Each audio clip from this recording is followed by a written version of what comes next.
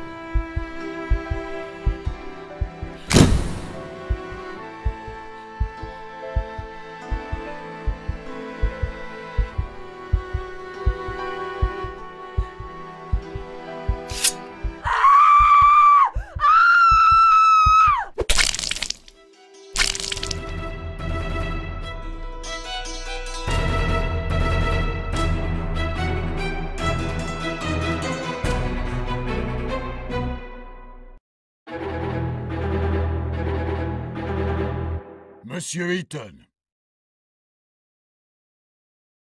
Monsieur Eaton.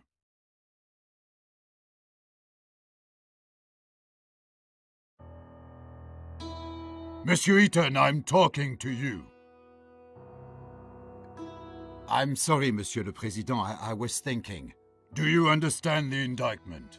Sorry, but I have to ask the prosecutor to repeat.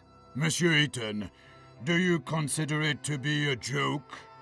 You're charged with a serious crime. Please stay focused.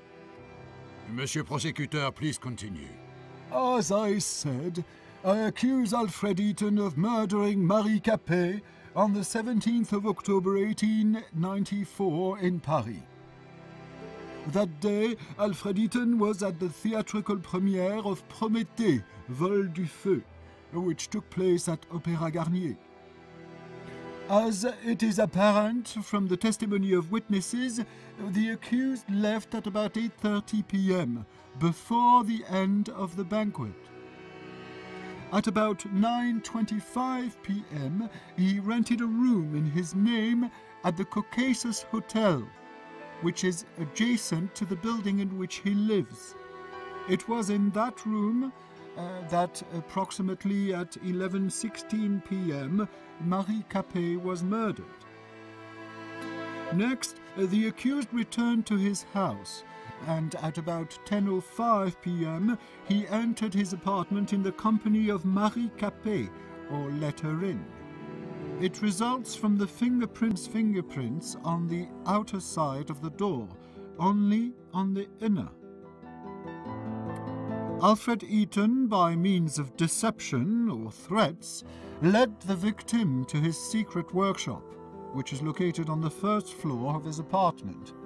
The police report did not indicate any signs of struggle or resistance. The accused probably wanted to test on Marie Capet the prototype of a torture machine of his construction, which was in the room along with medical tools and manuals of torture. When Marie Capet realized what the accused intended to do, she grabbed a metal rod lying in the room and hit the accused on the head, which caused a real threat to his life and, according to doctors, may have caused unconsciousness. The fingerprints of Marie Capet's left hand were found on the rod, as well as Alfred Eaton's traces of blood. Traces of blood were also found on the floor of that room. At the time of his arrest, the accused had an extensive wound on his head, as confirmed by medical examination. Seizing the opportunity, Marie Capet fled from the apartment. She was stressed and in a hurry. This was confirmed by her numerous fingerprints secured on the inside of the door of the apartment of the accused.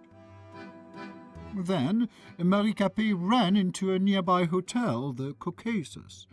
It was the same hotel in which the accused rented a room. As it appears from the testimony of the clerk, Marie Capet was extremely stressed, repeating the word doctor and police. Probably she wanted to call for help. When the clerk went to get some water to calm Marie Capet, she disappeared. The next day, on the 18th of October, about 8:32 a.m., a maid found her body in a room rented by Alfred Eaton. It was covered with numerous fingerprints of the victim and of the accused, and had traces of the victim's blood.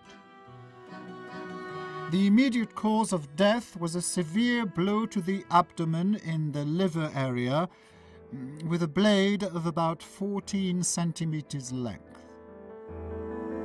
The murder weapon, constructed by the accused, was secured in his apartment.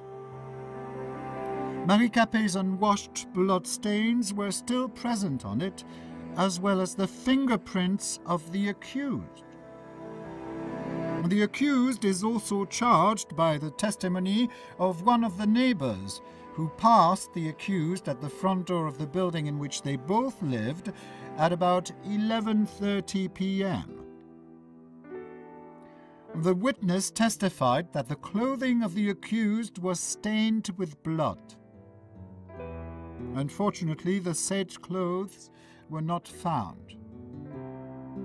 At the time of committing the alleged crime, the accused was sane, which means he acted consciously. For committed crimes, the accused shall be liable to life imprisonment or the death penalty. Has the accused finally understood the indictment? Oui, Monsieur le Président. Does the accused plead guilty to the charges against him? Non, Monsieur le Président. Does the accused want to provide explanations? Oui, Monsieur le Président. Monsieur le Président, could I ask you for some conversation time with my client? Of course. I just wish it would not take too much time. We've already wasted too much of it. Monsieur Eaton, please note that you can look through evidence at any moment. It is available by pressing Tab. I will show the defense evidence to the court at the time of your uncovering during the testimony. It might surprise the prosecutor. If necessary, you can recall the string of events, according to the prosecution, by pressing the Q key. Will you need my help during testimony? I will give you my advice and remind you of important facts and events.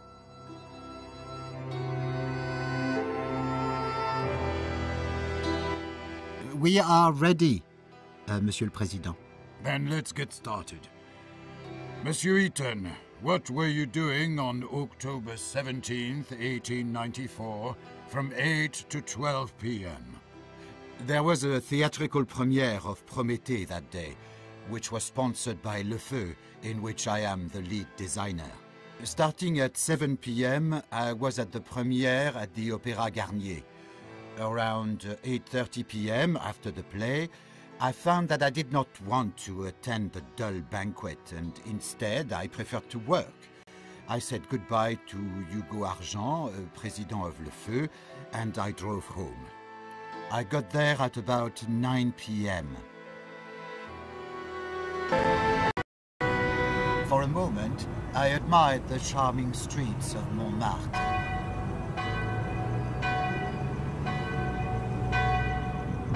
I decided to go for an evening walk.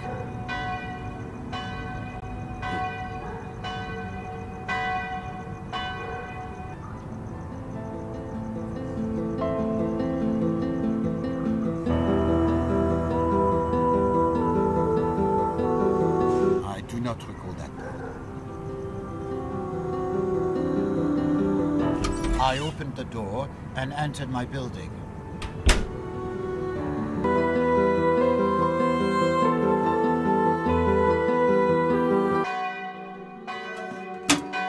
I found a letter from the Ministère de la Justice.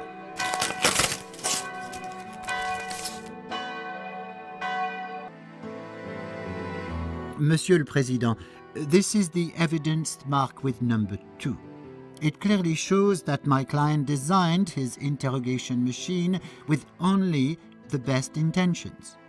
According to his plan, it was supposed to be forwarded to the prosecutor's office and law enforcement agencies to improve the effectiveness of interrogation. The prosecutor's suggestions that my client has supposedly intended to use this device to torture helpless women is hasty and completely untrue. This letter only proves that the accused was looking for application of his torture machine and had not found any support from Ministère de la Justice, so he decided to test it on an innocent woman. The court supports the view that the mere fact of an offer to the Ministère de la Justice does not constitute sufficient evidence that the allegedly accused acted in good faith when creating such a device. Monsieur Eaton, please go back to your testimony.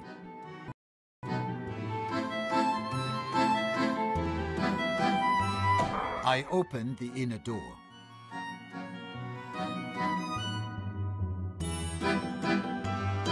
I looked at posters on the bulletin board. Then I opened the elevator grate.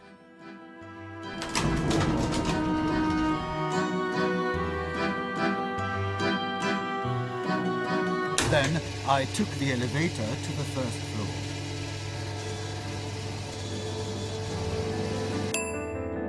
Then I opened the elevator grate.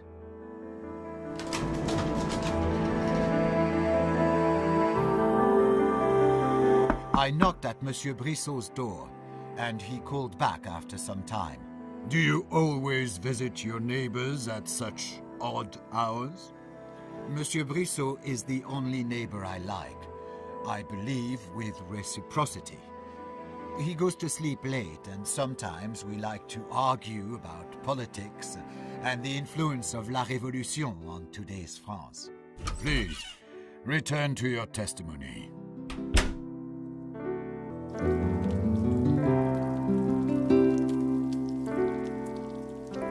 I heard noises coming from the kitchen. I thought it was Monsieur Brissot preparing his dinner, and I wanted to say hello. But it was not him, only a woman. Did you recognize this woman? Not immediately. She seemed familiar, but I did not know who she was. Please testify.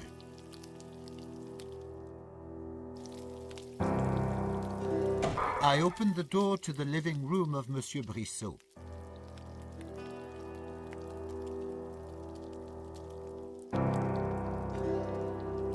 There was a letter tucked into Monsieur Brissot's book. The Lordship Service Association was the sender. Monsieur le Président, this is the evidence marked with number 10. It is a letter sent by a fictitious organization to Monsieur Brissot, which, as it was said in the letter, cultivated traditions of the French nobility and was sending Madame Capet as servant for free. The letter was sent several days before the murder. So the question arises, who had really sent Marie Capet to Monsieur Brissot? And what were their intentions? Thank you for the clarification. The accused may continue to testify.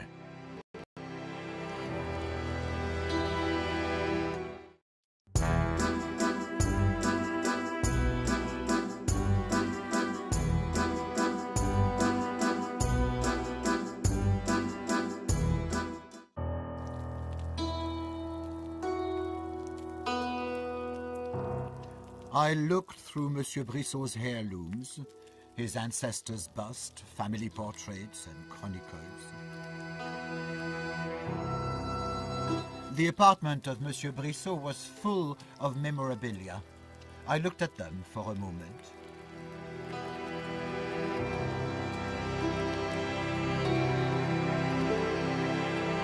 For a good 10 minutes, I talked to Monsieur Brissot. And again, we had an argument about La Révolution. Monsieur Brissot felt regret that in modern France, the high birth was no longer relevant. Also, he boasted that he had hired a maid. I do not know where he found the money for her salary and did not see any effects of her work. His apartment was a mess, as usual. Wasn't that an odd thing for you? Yes, Monsieur le Président. If someone hires a servant, one can expect order. And in this apartment, there was none. Did your neighbors say anything else about the maid? Yes, I was going to say it. It turned out that it was Marie Capet, my old classmate. We grew up in the same city, and I had not known that she had moved to Paris. So you admit that you knew the victim? Oui, I knew who she was.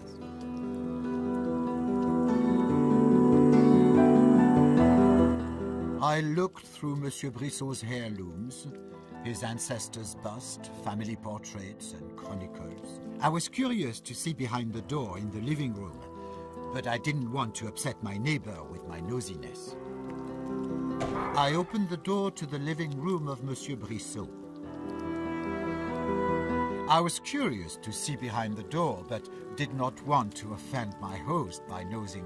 I was curious to see behind the door, but did not want to. I was curious to see behind the door, but did not want to offend my host by nosing around. I noticed that the apartment was indeed in a poor condition. Monsieur Brissot squandered his ancestral property, and he could not afford to repair it. I opened the door and walked out into the hallway.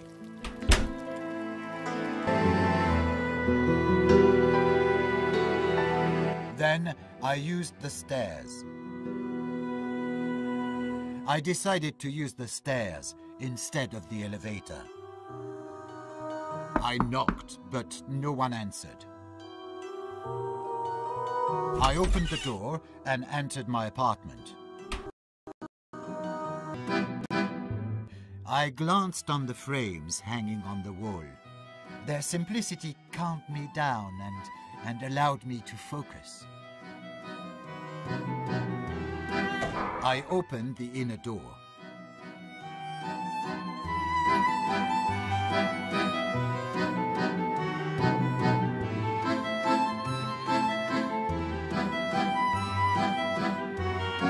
Then I ate some leftover oysters with a few caviar tarts from my lunch.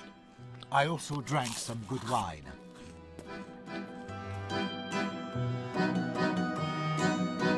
I looked into the vegetable box to check if I needed to buy any.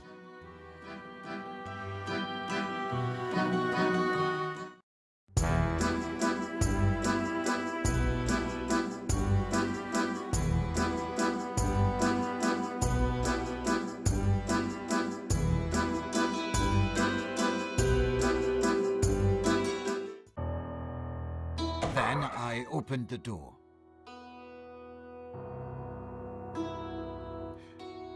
For a moment, I admired the new sculptures that I had recently ordered.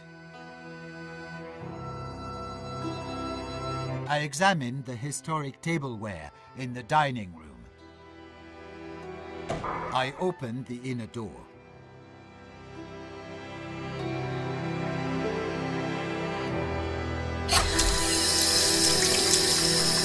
I wanted to shave, but I cut myself with a razor. I was all covered in blood. I tried to play something on the piano. I must add that I cannot play, and the piano is just for decoration.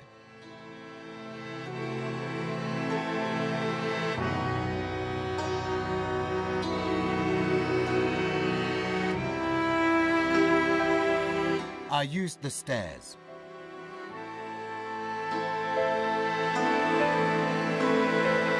I glanced on the frames hanging on the wall. Their simplicity calmed me down and allowed me to focus.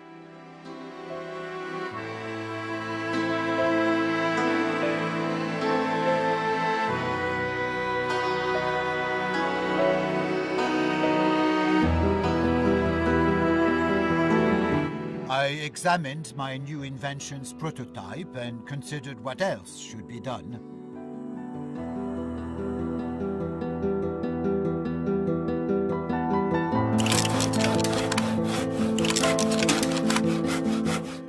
I worked on my new invention.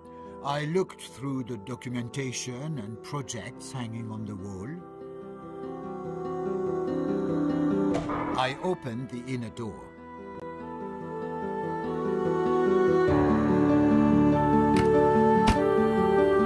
Then I changed into some clean clothes.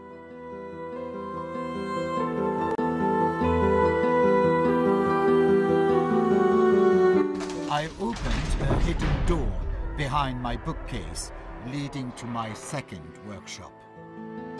Can you explain to the court why you have a hidden workshop? I work there on my secret projects that I create independently of Le Feu. I understand. Please continue.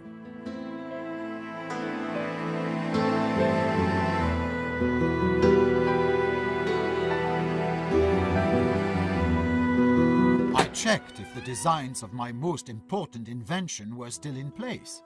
Please tell the court which invention these designs are related to. No, it is classified information, Monsieur le Président. Good. Please continue.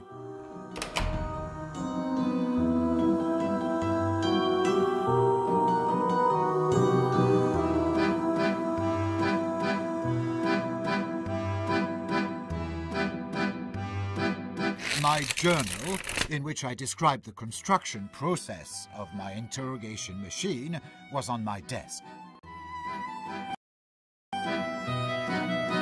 Monsieur le Président, this is the evidence marked with number 3. It clearly shows that my client... Monsieur le Président, this is the evidence marked with number 3. It clearly shows that my client had only his best intentions during the construction of his interrogation device. According to his plan, it would be forwarded to the prosecutor's office and law enforcement agencies in order to improve the effectiveness of interrogation. My client also wrote that the first test of the machine would be conducted under the supervision of the Ministère de la Justice. Thank you, Counselor. The accused may return to his testimony.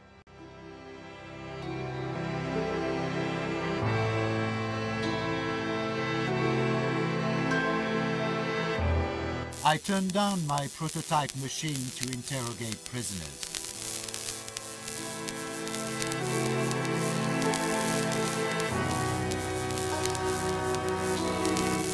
I turned off my prototype machine to interrogate prisoners. I read for a while about the history of torture. Are you interested in this subject? It is not about hurting someone, but to use pain as one of the methods to convince someone to testify. Do you think it is acceptable to inflict pain during the interrogation? In extreme cases, yes, but my device is not inflicting it.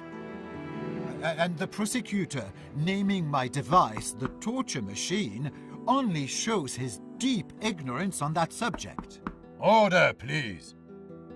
And I admonish the accused to make no offense to any of the participants of this trial. Please, return to your testimony.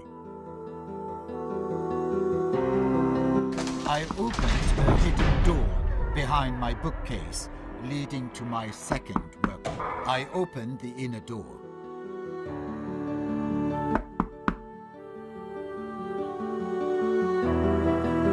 Then I used the stairs. I heard someone knocking at the door. I opened it, and there she was. I invited Marie Capet inside. She said she remembered me from school and was curious how things turned out for me.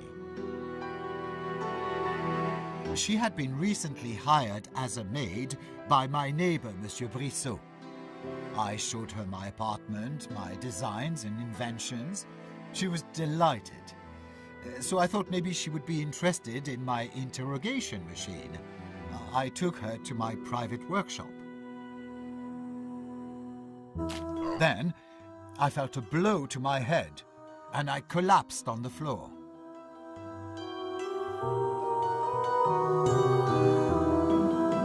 I woke up some time later. My head ached, and I was all covered in blood. Marie Capet was nowhere to be found. I saw a metal rod on the ground. There was blood on it. My blood.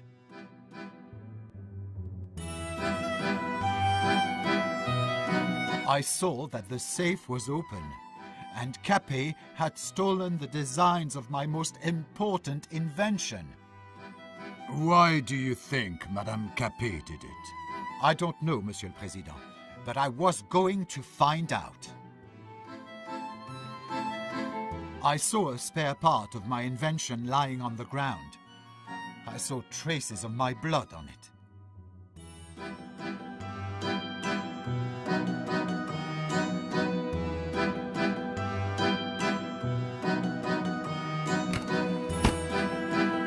I changed into clean clothes.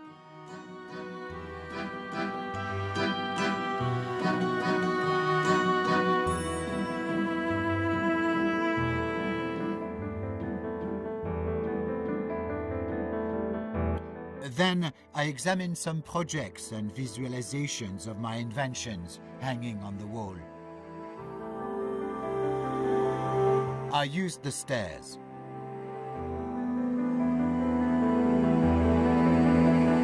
I opened the door and walked out into the stairwell.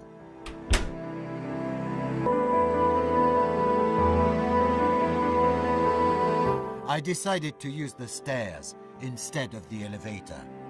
I knocked at Monsieur Brissot's door, and he called back after some time.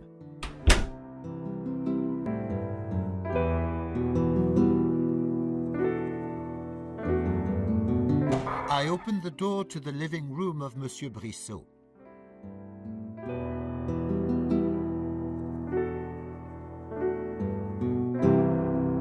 I started asking Monsieur Brissot about his new servant, if he knew where she was and what she had been doing in my apartment. He said he had no knowledge whatsoever about any of this, and he regretted that she had violated the peace of the building. He let me look around her room because he thought that maybe I would find some sort of clue explaining her outrageous behavior. Then I opened the door to go in Marie Capet's room.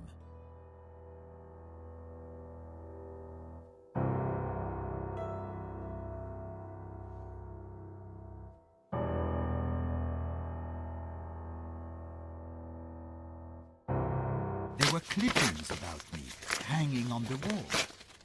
They described my access to money, my inventions, and my achievements.